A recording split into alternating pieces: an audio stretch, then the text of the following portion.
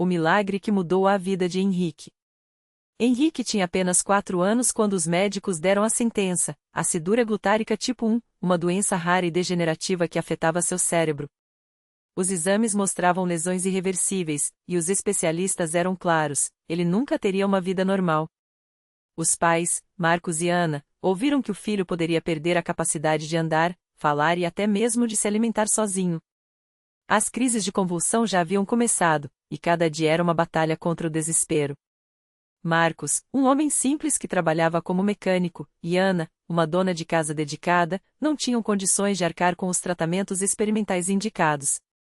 As medicações eram caras, e as consultas com neurologistas especializados esgotavam o pouco que conseguiam juntar. Em uma noite, depois de mais uma crise que deixou Henrique inconsolável, Ana chorou no ombro do marido: Deus não pode nos abandonar assim. Precisamos de um milagre. Foi então que a vizinha, Dona Maria, uma senhora de cabelos brancos e voz serena, bateu à porta. Ela carregava uma Bíblia na mão e um convite: filha, por que vocês não vão à congregação cristã? Lá, os irmãos oram com fé, e Deus ouve. Eu já vi coisas que nem os médicos explicam. Marcos, que nunca havia sido de frequentar igrejas, hesitou, mas Ana, com lágrimas nos olhos, aceitou. No domingo seguinte, eles entraram pela primeira vez na pequena sala de cultos da congregação cristã no Brasil. Não havia instrumentos, nem palcos, nem luzes chamativas. Só irmãos e irmãs vestidos com simplicidade, homens de terno escuro e gravata, mulheres com saias longas e cabelos presos. O ancião, um homem de rosto tranquilo e voz firme, dirigia o culto com seriedade. Os hinos eram cantados à capela, e as palavras pareciam sair do coração: confia no Senhor de todo o teu coração. Henrique, nos braços da mãe, observava tudo com olhos curiosos. Quando chegou a hora das orações, o ancião pediu que quem tivesse um pedido especial se levantasse. Marcos, envergonhado, queria ficar sentado, mas Ana, com coragem, se levantou e, com voz trêmula, contou a história do filho. Não houve sensacionalismo, nem gritos. Só irmãos que fecharam os olhos e oraram com fervor, pedindo a misericórdia de Deus. Após o culto, uma irmã se aproximou e disse: não desanimem. Deus é poderoso. Continuem vindo, e tragam o Henrique para ser batizado. Marcos, que nunca havia pensado em batismo, ficou surpreso, mas algo em seu coração lhe disse que aquilo era o caminho. As semanas passaram, e a família não faltou a nenhum culto. Henrique, mesmo com as limitações, parecia mais calmo. Os irmãos o acolheram com carinho, e as crianças da igreja brincavam com ele sem preconceito. Um dia, o ancião anunciou que haveria um batismo nas águas. Quem quiser se entregar a Deus, que se prepare, disse ele. Marcos e Ana sentiram que era hora. No domingo seguinte, eles se apresentaram para o batismo, e Henrique, mesmo pequeno, foi levado pelas mãos do pai até a piscina batismal. Quando o ancião mergulhou a criança nas águas, em nome do Pai, do Filho e do Espírito Santo, Ana sentiu uma paz que não sentia há muito tempo. Naquela mesma semana, algo inesperado aconteceu. Henrique, que há meses não conseguia segurar um copo sem derrubar, estendeu a mão e pegou o suco que a mãe lhe ofereceu. Ana quase deixou cair a garrafa. Marcos, você viu? Ele assentiu, incrédulo. Nos dias seguintes, as melhoras foram visíveis, as convulsões diminuíram, a fala ficou mais clara, e o menino começou a dar os primeiros passos sem ajuda. Os médicos, surpresos, pediram novos exames. Os resultados mostravam uma redução significativa das lesões cerebrais. Isso não tem explicação médica, admitiu o neurologista. Mas Marcos e Ana sabiam a explicação: era a mão de Deus. No culto de ação de graças, Henrique, agora com 5 anos, subiu no pequeno púlpito de madeira ao lado do ancião. Com vozinha tímida, mas firme, disse: Jesus me curou.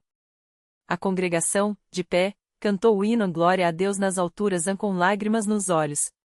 Não houve alarde, nem show. Só gratidão pura. Anos depois, Henrique cresceu saudável, frequentando a escola e ajudando na igreja. Marcos se tornou um irmão ativo, sempre pronto a testemunhar como Deus mudou sua vida. Ana, que antes vivia angustiada, agora sorria ao ver o filho correndo pelos corredores da congregação. A lição que ficava não era só sobre a cura, mas sobre a fé que não desiste. Deus não muda as coisas só porque pedimos, costumava dizer o ancião. Ele muda quando confiamos nele de verdade. A congregação não é um lugar de milagres baratos, mas de corações que se entregam.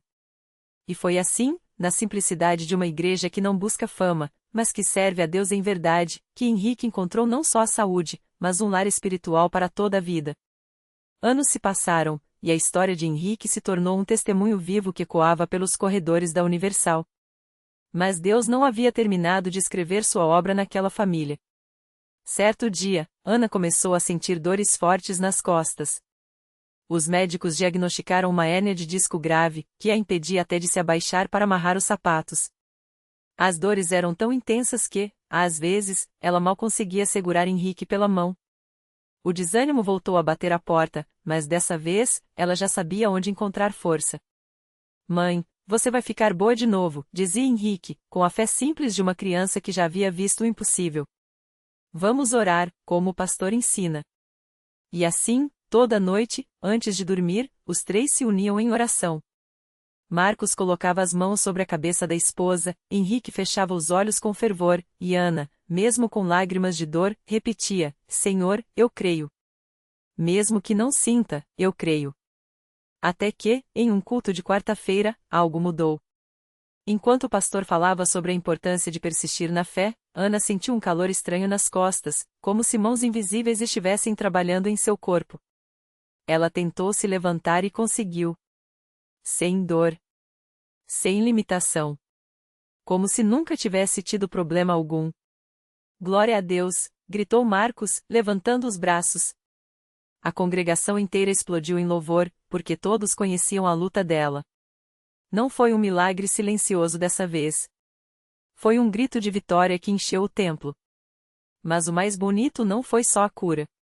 Foi ver Ana, que antes se sentia frágil, agora ajudando outras mulheres na igreja, compartilhando sua história e ensinando: Deus não nos cura só para nos livrar do sofrimento. Ele nos cura para nos tornar instrumentos dele. Henrique, já adolescente, se tornou um jovem dedicado. Ele não só frequentava os cultos, mas também participava dos grupos de jovens, sempre pronto a contar como Deus o salvou ainda no ventre. Se eu estou aqui hoje, é porque Deus ouviu a fé dos meus pais antes mesmo de eu nascer, dizia ele, com os olhos brilhando. A família inteira se tornou um farol na igreja. Não eram perfeitos, tinham dias de cansaço, de dúvidas, de lutas financeiras, mas aprendiam que a fé não era sobre nunca tropeçar, e sim sobre se levantar sempre, apoiados na palavra e na comunhão. E assim, naqueles bancos simples, entre pessoas comuns que buscavam a Deus de coração sincero, o milagre continuava não só na cura do corpo, mas na transformação de vidas. Porque a Universal não era só um lugar onde coisas impossíveis aconteciam. Era um lugar onde pessoas como Marcos, Ana e Henrique descobriam que, com Deus, até as feridas mais profundas podiam se tornar testemunhos de glória. Os anos passaram, e o que começou como um milagre no ventre de Ana se tornou uma história que ecoava pelos corredores da Universal. Marcos, agora um adolescente, não era apenas o menino que sobreviveu contra todas as probabilidades, ele era a prova viva de que Deus não só cura, mas também prepara. Desde pequeno, ele sentia algo diferente quando entrava na igreja. Enquanto outras crianças brincavam no pátio, ele ficava parado perto do altar, como se ouvisse uma voz suave chamando-o: Mãe, eu sinto que Deus quer que eu fale para alguém, dizia, com a inocência de quem ainda não entendia o peso daqueles momentos. Ana sorria, mas guardava no coração.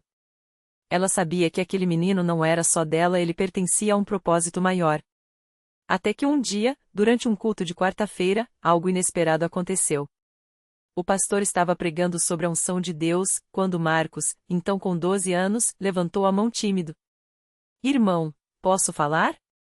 O silêncio tomou conta do templo. Todos conheciam a história da família, mas ninguém esperava aquilo. Com voz firme, apesar das mãos trêmulas, ele começou a contar como Deus o salvara antes mesmo de nascer. E então, como se uma porta se abrisse no céu, palavras que ele nem sabia que conhecia começaram a jorrar. Deus está dizendo que tem gente aqui hoje que acha que o seu problema é muito grande, que não tem mais jeito. Mas se ele me tirou da morte antes de eu respirar, imagine o que ele pode fazer por vocês. Foi como se um fogo descesse sobre aquele lugar. Pessoas começaram a chorar, a se ajoelhar, a clamar por milagres. Uma senhora na última fileira, com um diagnóstico de câncer terminal, levantou as mãos e gritou: Senhor, se o Senhor salvou esse menino, salva a mim também. Naquela noite, ela teve um sonho com um anjo que lhe disse: sua cura já está decretada. Uma semana depois, os exames mostravam que o tumor havia desaparecido. Mas o que mais marcava Marcos não eram os milagres, era a mudança nas pessoas. Homens que chegavam à igreja quebrados pelo vício, mulheres com o coração partido por traições, jovens sem esperança. Todos encontravam ali não só uma palavra de fé, mas alguém que os entendia. Porque Marcos, mesmo jovem, carregava uma sabedoria que não vinha dos livros, mas das cicatrizes que Deus transformará em bênçãos. Ana e Henrique, que antes oravam apenas pela vida do filho, agora viam que Deus os havia chamado para algo muito maior. Eles começaram a liderar um grupo de oração nas terças-feiras, onde pessoas com doenças consideradas incuráveis se reuniam para buscar a Deus. Não era um lugar de lamentações, mas de guerra espiritual. Aqui, a gente não aceita o não do médico como resposta final, dizia Henrique, com a Bíblia aberta em Jeremias 30:17. Deus é o nosso médico, e ele ainda faz o impossível. E os impossíveis não paravam de acontecer. Um homem paralítico desde um acidente de moto deu os primeiros passos no meio do culto. Uma mulher que não conseguia engravidar há anos descobriu que estava esperando gêmeos. Um jovem viciado em drogas, que chegará à igreja arrastado pela mãe, entregou a vida a Jesus e hoje é pastor na mesma congregação. Mas talvez o maior milagre não estivesse nos sinais visíveis, e sim no que acontecia nos corações. A Universal, para aquela família, não era só um lugar de milagres, era uma escola de amor. Ali, eles aprenderam que a fé não era um escudo contra as dificuldades, mas a certeza de que, no meio delas, Deus estava agindo. Que as lágrimas derramadas no altar não eram sinais de fraqueza, mas de uma guerra que já estava ganha. Marcos, agora com 18 anos, se prepara para entrar no seminário. Não por obrigação, mas porque não consegue imaginar sua vida longe daquilo que o salvou. Eu poderia estar morto. Minha mãe poderia ter desistido. Meu pai poderia ter se afogado na revolta. Mas Deus nos escolheu para mostrar que, quando a gente confia nele, até as coisas que deveriam nos destruir se tornam parte do nosso testemunho, diz ele, com os mesmos olhos brilhantes de quando era criança. E assim, naquela igreja simples, entre paredes que já viram tantos choros se transformarem em risos, a história continua. Porque milagres não são só coisas do passado, eles acontecem todo dia, para quem tem olhos para ver. E a Universal segue sendo esse lugar onde Deus não só muda as circunstâncias, mas escreve novas histórias. Histórias de pessoas que, como Marcos, descobrem que nasceram para vencer. E foi exatamente isso que aconteceu com a Ana, uma mulher que chegou à Universal arrastando não só o corpo cansado, mas uma alma esmagada pelo peso de uma sentença médica. Câncer em estágio avançado. Tratamento paliativo. Prepare-se para o pior, tinham-lhe dito os médicos, com aquela frialdade que só quem nunca precisou de um milagre consegue ter. Ela veio porque não tinha mais para onde ir. Não por fé, pelo menos não no começo. Veio porque uma vizinha, depois de vê-la chorar no corredor do prédio, segurou seu braço com força e disse: lá tem gente que ora e Deus responde. Eu já a vi. Ana entrou pela primeira vez na igreja com a sensação de que estava se despedindo da vida. Cada passo doía, cada respiração era um lembrete de que seu corpo estava falhando. Mas quando o pastor começou a falar sobre a fé que move montanhas, algo dentro dela, que já estava quase apagado, tremeluziu. Não foi uma emoção forte, não foram lágrimas, foi só uma pequena voz, lá no fundo, que sussurrou: e se for verdade? Ela não contou a ninguém sobre o diagnóstico. Não queria piedade, não queria olhares de dó. Só queria tentar. Quando o pastor fez o apelo para quem precisava de um milagre, Ana levantou a mão com as últimas forças que tinha. E então, algo aconteceu. Não foi um raio, não foi uma voz do céu.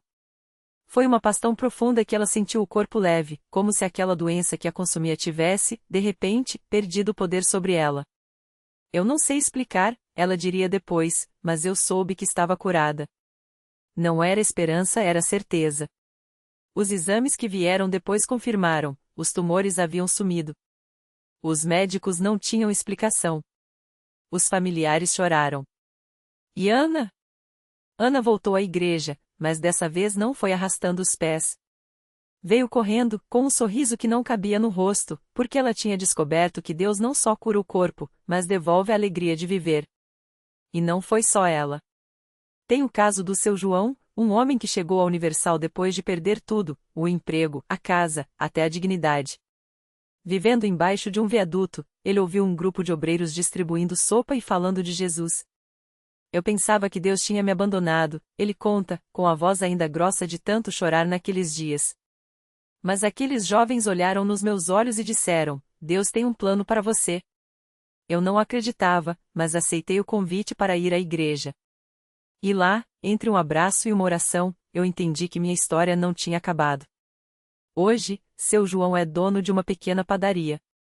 Não é rico, mas tem pão na mesa e pão para dar.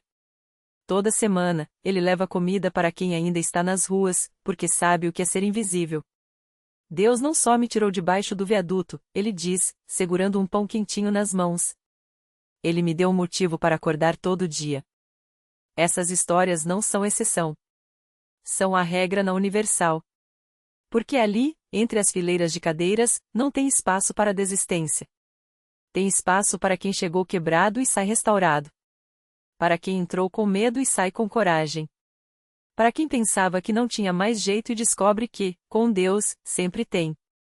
E é assim que a igreja continua cheia, não de pessoas perfeitas, mas de pessoas que encontraram uma segunda chance. Gente como a Dona Maria, que superou a depressão depois de anos trancada em casa. Como o Yang Tiago, que largou as drogas depois que uma obreira orou por ele no meio da rua. Como a família Silva, que estava se desmanchando até que, num culto de família, aprenderam a perdoar. Milagre não é só coisa de filme, diz o pastor no final de cada culto, enquanto as pessoas se abraçam, choram, celebram. Milagre é quando Deus pega a sua dor e transforma em propósito. É quando Ele pega o seu fim e faz um novo começo.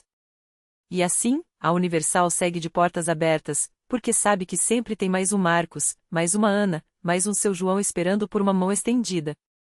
Não é religião, é resgate. Não é teoria, é a transformação. E o melhor de tudo: essa história não acaba aqui. Ela continua amanhã, quando mais alguém vai entrar aquelas portas com o coração partido e sair com a vida mudada. Porque Deus ainda faz milagres. E Ele não para. Era uma terça-feira chuvosa quando Dona Maria Aparecida entrou pela primeira vez na Universal. Ela vinha arrastando os pés desde que perdeu o emprego de doméstica, há 6 meses. As contas se acumulavam, o aluguel estava atrasado, e o pior, o filho mais velho, Vitor, de 17 anos, tinha se envolvido com más companhias. Meu Deus, o que eu vou fazer? Ela repetia, enquanto as lágrimas escorriam pelo rosto marcados por noites em claro. Dona Maria não era de frequentar igreja. Criada no catolicismo, ia à missa só no Natal e na Páscoa, mais por tradição do que por fé. Mas naquela tarde, depois de ouvir uma vizinha contar que tinha conseguido um emprego depois de participar de uma corrente de oração na Universal, ela resolveu entrar. Se Deus não me ajudar agora, não sei o que vai ser de nós, pensou, apertando contra o peito a bolsa surrada com os últimos trocados. Dentro do templo, o calor humano a surpreendeu. Não era aquele silêncio pesado que ela imaginava. Havia pessoas sorrindo, cantando, algumas até dançando no corredor. Uma moça de cabelo cacheado e sorriso largo se aproximou. Primeira vez aqui, irmã? Venha, senta aqui na frente, perto do altar. Hoje vai ser o seu dia. Dona Maria hesitou, mas algo na voz daquela obreira a fez seguir adiante. O pastor começou a pregar sobre provação e livramento. Deus não abandonou você. Ele está vendo cada lágrima, cada noite de insônia, cada oração que você fez no desespero. Hoje é o dia da sua virada, falou, apontando para a plateia. Dona Maria sentiu algo estremecer dentro dela. Quando o pastor pediu para quem precisava de um milagre levantar a mão, ela ergueu a sua, trêmula. A obreira que a recebeu a levou até a frente. Irmã, conta para Jesus o que está no seu coração, ela disse, colocando a mão no ombro de Dona Maria. E então, entre soluços, ela desabafou: Senhor, eu não aguento mais. Me ajuda a arrumar um trabalho, protege meu filho, não deixa a gente ficar na rua. A igreja inteira começou a orar junto. Mãos se ergueram, vozes clamaram. Dona Maria sentiu como se uma corrente de paz a envolvesse, apesar das lágrimas. 3 dias depois, o telefone tocou. Era dona de uma casa de família no Jardim Europa, que precisava urgentemente de uma empregada. Uma amiga me indicou você, disse que é muito responsável, explicou a mulher ao telefone. Dona Maria quase deixou o aparelho cair. Ela nem tinha dado o currículo para ninguém. Mas na segunda-feira seguinte, já estava de uniforme branco, chaves da casa na mão e um salário que daria para quitar as dívidas e ainda sobrar um pouco. Mas o milagre não parou por aí. Naquela mesma semana, Vitor chegou em casa diferente. Mãe, eu tava errado. Aqueles caras não são meus amigos, eles só querem me levar pro buraco, ele confessou, com os olhos baixos. Dona Maria abraçou o filho como nunca tinha abraçado antes. O que aconteceu, meu filho? Não sei explicar, mãe. Só sei que ontem à noite eu sonhei com uma luz forte, e uma voz falou, volta pra casa, que sua mãe está orando por você. Dona Maria soube na hora, aquelas orações na Universal tinham alcançado os céus. No domingo seguinte, ela voltou à igreja, dessa vez com Vitor ao seu lado. O jovem, que antes só falava em curtir a vida, agora ouvia atentamente a palavra. No final do culto, o pastor chamou todos que tinham recebido o milagre para darem o testemunho. Dona Maria subiu ao púlpito, segurando a Bíblia que ganhou de presente. Eu vim aqui quebrada, sem esperança. Mas Deus me deu não só um emprego, como resgatou meu filho. Hoje eu sei, não tem situação que Jesus não possa mudar. A igreja explodiu em aplausos. Uma mulher na plateia chorava, isso é para mim também. Meu filho tá nas drogas, mas hoje eu vou acreditar. Outro homem levantou as mãos, eu tava desempregado há 1 ano, mas hoje eu vou sair daqui com minha vitória. O pastor sorriu, olhando para o céu como se agradecesse. Isso aqui não é coincidência, não é sorte. É o poder de Deus agindo na vida de quem crê. E assim, como um efeito dominó, cada vida transformada se tornava um farol para outra alma perdida. A Universal não era só um lugar de pregações, era um hospital de almas, onde Deus operava os milagres que a medicina, a psicologia e o dinheiro não podiam fazer.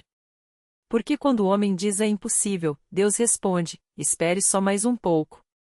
Dona Maria hoje é obreira. Vitor se batizou e ajuda no Ministério de Jovens.